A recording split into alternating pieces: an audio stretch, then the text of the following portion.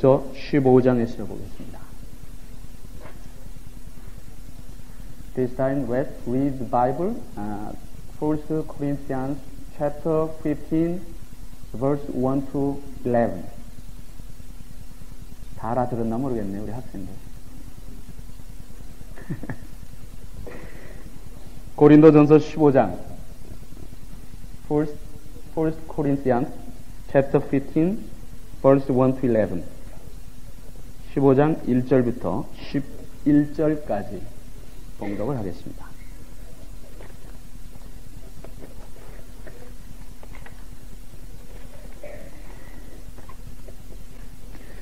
형제들아, 내가 너희에게 전한 복음을 너희로 알게 하노니 이는 너희가 받은 것이요 또 그 가운데 선 것이라. 너희가 만일 나의 전한 그 말을 굳게 지키고 헛되이 믿지 아니하였으면 이로 말미암아 구원을 얻으리라. 내가 받은 것을 먼저 너희에게 전하였노니 이는 성경대로 그리스도께서 우리 죄를 위하여 죽으시고 장사 지낸 바 되었다가 성경대로 사흘 만에 다시 살아나시사 게바에게 보이시고 후에 12 제자에게와 그 후에 500여 형제에게 일시에 보이셨나니 그 중에 지금까지 태반이나 살아있고 어떤 이는 잠들었으며 그 후에 야고보에게 보이셨으며 그 후에 모든 사도에게와 맨 나중에 만삭되지 못하여 난 자 같은 내게도 보이셨느니라. 나는 사도 중에 지극히 작은 자라. 내가 하나님의 교회를 핍박하였으므로 사도라 칭함을 받기에 감당치 못할 자로라. 그러나 나의 나된 것은 하나님의 은혜로 된 것이니 내게 주신 그의 은혜가 헛되지 아니하여 내가 모든 사도보다 더 많이 수고하였으나 내가 아니여 오직 나와 함께 하신 하나님의 은혜로라. 그러므로 내나 저희나 이같이 전파하며 너희도 이같이 믿었느니라. 아멘. Applause right now. Hallelujah. Jesus is alive. Amen. And you know, when we became Christians, He came to live in our hearts. But I think that sometimes we get a little lazy and we kind of let that stone that covered the tomb roll back in front of our hearts. And people can't see that resurrected Jesus that's inside of us. You know, it said that there was about a cohort of Roman soldiers. If I remember correctly, that's 50 Roman soldiers that were guarding the tomb. They didn't want Jesus' body to be stolen, and they rolled a very large stone in front of that tomb. People say that it was several hundred pounds, maybe a ton. Any of the youth back there know how many pounds a ton is? About 2,000. 2,000 pounds. You know, if I was going to put my shoulder against that stone, I wouldn't be able to budge it. And the 12 disciples couldn't budge it either. And that's the way the Romans wanted it. And it was also the way Caiaphas and the Sanhedrin wanted it, because Jesus had told them that He was going to rise from the dead in 3 days. And so they had a guard in front of that tomb. And no matter who wanted to, they couldn't move that big piece of rock, no matter what. Even the Roman soldiers couldn't move it once it was in place. But you know, in all four of the Gospels, and in Mark's it says it was very large, all four of the Gospels say that when the women came, the stone was rolled away. The stone was rolled away. Any of the youth back there have any ideas why the stone was rolled away? I didn't hear you. That's right. Jesus was resurrected, but you know, He didn't need to have the stone rolled away. He came, remember last week we were talking about the fact that He was in that sort of shell that was made of linen and myrrh, and He just came right out of that, and He came right out of the tomb. He didn't need to have the stone rolled away. The reason the stone was rolled away so that the people would come and see that He was alive, that He was resurrected. He was gone. He was the resurrected Christ. And I want to ask you, children and youth, today, if maybe you have a stone in front of your heart, that place where Jesus lives inside of you. Paul said in Romans 1st chapter, he said, I am not ashamed of the gospel of Jesus Christ, for it is the power of God unto salvation. And you know, sometimes I find myself doing the same thing. I kind of let a stone get in front of my heart.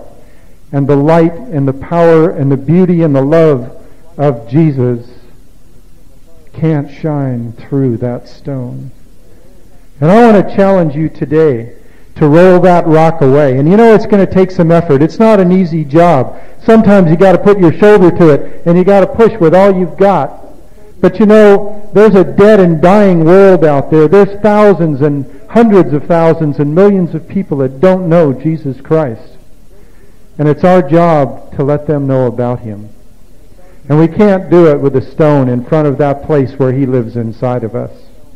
So I challenge you today to roll that stone away and let the love and the power and the light that is the resurrected Christ shine forth to the world so that we can bring in the harvest in these end times and find salvation in the multitudes out there that Jesus is calling to through us. I praise Him today and I give Him all the glory. In His name, amen. 아멘. 자, 영어 메시지하고 한국어 메시지하고 같은 예배 시간에 같이 이렇게 나누어지니까 얼마나 좋은지 모르겠습니다. 오늘은 전 세계 모든 교회가 예수님이 부활을 기념하여 축하하며 예배드리는 부활 주일입니다. 부활의 소망과 기쁨과 감격과 축복이 여러분의 심령과 가정과 사업 속에 넘치기를 다시 한번 주님의 이름으로 축원합니다. 오늘 본문에 보면은 바울이 부활의 역사적 사실에 대해서 말하고 있습니다. 고린도전서 15장을 가리켜서 우리가 부활장이라 이렇게 말을 하는데 예수님이 죽음과 부활은 초대교회 전도의 주제였고 오늘까지 흘러온 역사의 중심 토픽이었습니다. 예수님이 부활에 대한 바른 이해가 없이는 결코 기독교에 대한 바른 이해를 가졌다고 말하지 못합니다. 다시 말하면 부활을 빼놓게 되면 우리 기독교는 엔진이 없는 자동차와 똑같다 이렇게 말할 수밖에 없다는 겁니다. 부활은 우리 기독교의 정신과도 같습니다. 오늘 본문 속에 들어있는 그 부활의 교훈을 우리 같이 잠깐 간단하게 살펴보도록 하겠습니다. 2절에 보면 먼저 너희가 만일 나의 전한 말을 굳게 지키고 헛되이 믿지 아니하였으면 이로 말미암아 구원을 얻으리라.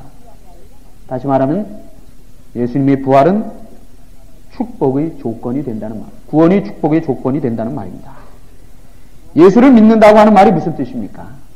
나는 예수를 믿는 크리스찬이다. 그것은 바로 예수님의 말씀과 예수님과 관계되어진 모든 사건을 의심 없이 그대로 받아들인다는 것을 의미합니다.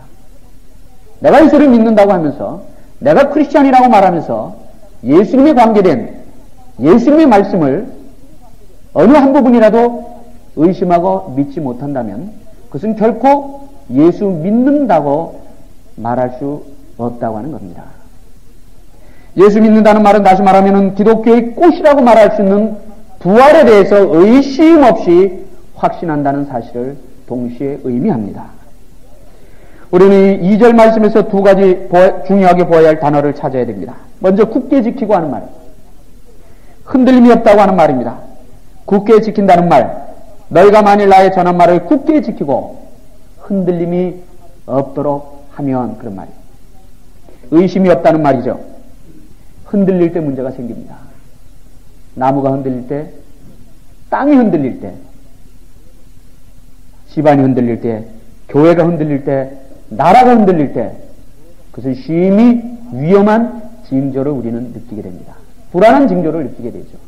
마찬가지로 우리들이 믿음이 흔들리면 안 된다는 말이에요. 이 부활의 신앙이 흔들려서는 안 된다는 거예요. 믿음이 흔들린다는 것은 내 삶 전체가 흔들린다는 것이고 부활이 흔들린다는 것은 기독교 전체가 흔들린다는 것과 똑같은 말이 됩니다.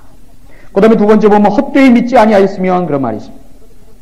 너희가 나의 전한 말을 굳게 지키고 헛되이 믿지 아니하였으면 이것은 아무렇게나 믿는다. 자기 마음대로 믿는다는 뜻입니다. 그렇게 하지 아니하면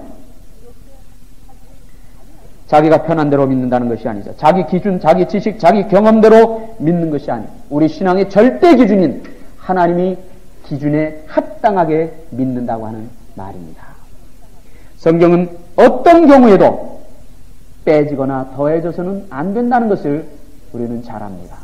그대로 믿는 그것을 우리들에게 가르쳐 주고 있습니다. 그 다음에 3절, 4절 말씀에 보면 바로 성경대로라고 하는 말씀이 있습니다. 예수님이 죽음과 부활은 성경대로 죽으시고 성경대로 살아나셨다는 말입니다. 그럼 이 성경대로라고 하는 말의 중요한 뜻이 무엇입니까? 이 말이 왜 중요합니까?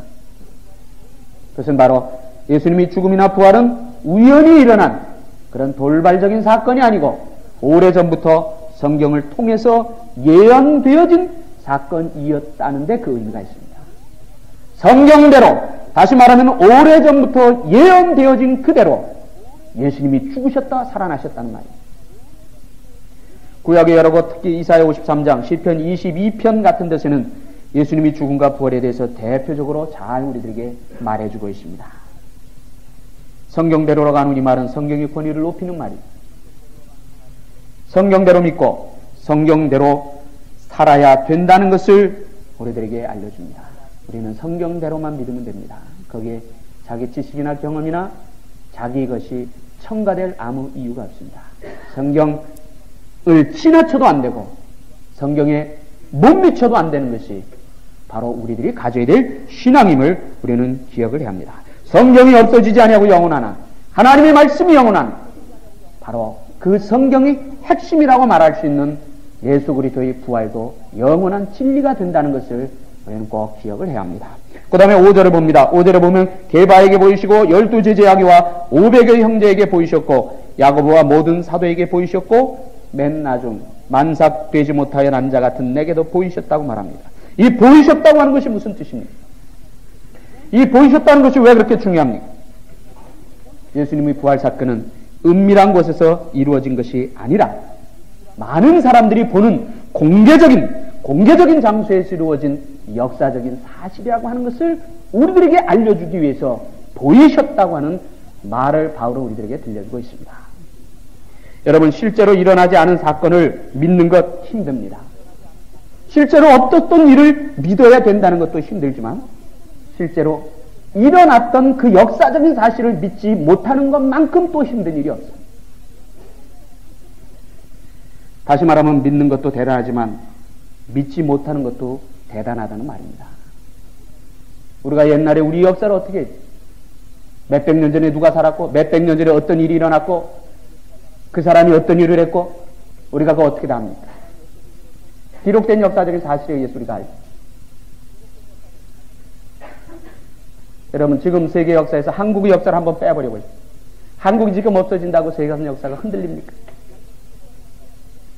세계 역사에서 미국의 역사를 빼버린다고 해서 역사가 자체가 흔들립니까?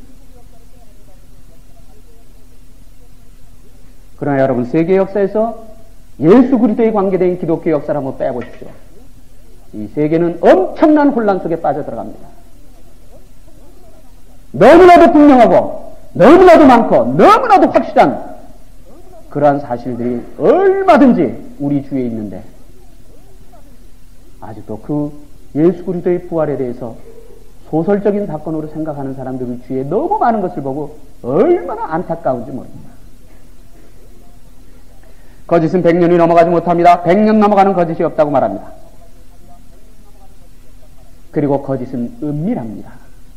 거짓은 절대로 공개적이지 못합니다. 그러나 그리스도의 부활은 2000년 동안 공개적으로 전파되고 전해져 오고 있다고 하는 사실. 그리스도의 부활이 제자들 몇 사람으로부터 시작된 은밀한 사건이었다면, 은밀한 거짓이었다면 그것이 어떻게 세계 역사를, 많은 사람을 변화시킬 수 있었겠느냐는 말입니다. 너무나도 분명한 사건이 바로 이 부활의 사건이라는 것을 우린 다시 한번 마음에 정리를 해야 합니다. 부활의 사건은 진리였기 때문에 역사를 바꿨어요. 부활의 사건은 진리였기 때문에 많은 사람들을 바꾸었다고 하는 그 사실을 우리 다시 한번 이 시간 마음에 새겨야 합니다. 아무리 거짓을 진리인 것처럼 위장해도 얼마 가지 못하죠. 일본이 전쟁을 일으키기 위해서 일본이 히로히도를 천황이라고 거짓으로 꾸몄죠.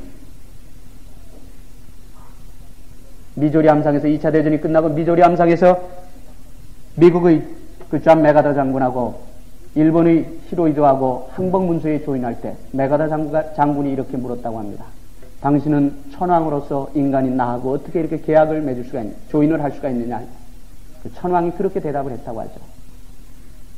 나는 천왕이 아니오 당신하고 똑같이 코로 숨을 쉬는 인간입니다. 거짓이 오래 못 가죠. 공산주의자들은 공산주의가 영원한 진리라고, 공산주의는 결코 이 땅에서 사라지지 않는다고 그렇게 허황되게 가르쳤지만 100년이 넘지 못해서 그들이 거짓이 실체가 드러나고 말았습니다.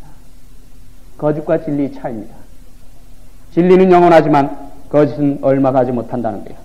보여주셨다고 하는 말은 부활은 은밀한 사건이 아니고 공개적인 사건이라고 하는 사실, 그리고 역사적인 사건이라고 하는 것을 여기서 우리들에게 들려주고 있는. 그 다음에 11절을 봅니다. 11절에 보면은 전파해야 된다는 거예요. 그러므로 내나 저희나 이같이 전파하며 너희도 이같이 믿었느니라. 이같이 전파하며 너희도 이같이 믿었느니라. 전파한 그대로를 믿었다는 말이에요. 전파한 것을 빼고 더한 것이 아니라 내가 전파한 그것을 그대로 믿었다고 바울은 여기서 고린도 교회들에게 칭찬하고 있습니다. 부활하신 주님을 만난 여자들과 제자들이 전했고, 초대교회 성도들이 예수님의 죽음과 부활을 전했습니다. 그리고 바울이 전했습니다. 그리고 많은 헌신된 그리스도인들이 이 부활의 진리를 전했기 때문에 오늘 2000년이 지난 이 시간 우리가 그 부활의 소식을 지금 가지고 감격 속에서 살아가고 있다고 하는 말입니다. 부활은 전파되어야 합니다. 진리는 이 시간도 전파되고 있습니다. 그러나 우리들이 한 가지 꼭 보아야 될 것은 진리가 전파되는 것처럼 거짓도 함께 전파된다고 하는 말입니다. 여러분, 엊그저께 있었던 샌디에고에 있었던 그 39명이 참 죽은 그 사건 여러분 다 신문지상을 통해서 보셨죠. 바로 그런 것도 영원한 진리와 함께 지금 전파되고 있다는 사실에 우리는 꼭 신경을 써야 합니다. 그러나 이 두 가지 특징이 있습니다. 진리는 항상 공개적이에요. 진리는 떳떳합니다. 진리는 절대로 은밀한 곳에서 이루어지지 않습니다. 그러나 거짓은 은밀하게 이루어집니다. 이것이 바로 진리와 거짓의 차이. 진리는 공개적이면서도 겸손합니다. 그러나 거짓은 은밀하면서도 교만합니다. 진리는 굳세게 세우지만 거짓은 굳게 세워진 것까지도 흔들어 놓는다는 말이에요. 진리는 모두를 기쁘게 하지만 거짓은 모두에게 불평하게 만듭니다. 진리는 모두를 하나로 묶지만 거짓은 각자에게 담을 쌓게 만든다는 것을 우리는 꼭 기억해야 합니다. 이것이 바로 우리가 영원히 소유해야 할 진리와 우리가 영원히 배격해야 할 거짓과의 차이라는 것을 우리는 꼭 기억을 해야 합니다. 여러분, 부활은 진리입니다. 영원한 진리예요. 이 부활 진리는 전파되어야 합니다. 이 부활에 대한 확실한 믿음이 우리를 겸손하게 하고 우리를 굳게 세우고 우리를 기쁘게 하고 우리를 하나로 묶고 충성, 헌신, 봉사케 한다는 사실을 여러분 꼭 기억을 하시기 바랍니다. 초대교회의 사도들과 성도들이 부활의 증인 위에 살았던 것처럼, 그리고 2000년이 지난 오늘 우리가 부활의 진리와 축복과 감격과 소망 속에서 살아가는 것처럼 우리 후손들에게도 이 부활의 영원한 진리를 전파해야 될 의무가 우리들에게 있다고 하는 사실입니다. 미움과 시기와 욕심과 불신과 갈등이 거미줄처럼 얽혀있는 이 세상을 하나로 만들어 묶을 수 있는 것은 바로 예수 그리스도의 피 묻은 십자가와 부활의 영원한 소망 외에는 없습니다. 예수 그리스도의 피 묻은 십자가와 바로 사망 권세를 깨뜨리신 예수 그리스도의 부활의 영원한 소망만이 미움과 시기와 질투와 갈등 속으로 갈등에 얽매져 있는 이 세상의 모든 사람들을 하나로 묶을 수 있다고 하는 사실입니다. 부활의 감격 속에서, 부활의 축복 속에서, 부활의 소망 속에서 부활의 증인으로서의 귀한 삶을 살아가시는 여러분의 복된 삶이 되시기를 주님의 이름으로 축원합니다. 기도드리겠습니다. 전능하신 하나님과 사랑을 감사합니다. 부활의 소망이 있었기에 오늘 저희들이 영원한 소망을 바라보고 살아가게 했음을 인하여 감사합니다. 하나님, 저희들이 부활의 증인이 되게 하옵소서. 부활의 증인으로서 우리 후손들에게 이 부활의 귀한 소식을 전하게 하시고 저희들이 받은 대로 그대로 전함으로 인해서 하나님의 영원한 진리를 세우기에 부족함이 없는 저희 부활의 증인들이 다되게 하옵소서. 하나님, 우리 믿음교회를 축복해 주옵소서. 믿음교회에 속한 모든 성도들 축복해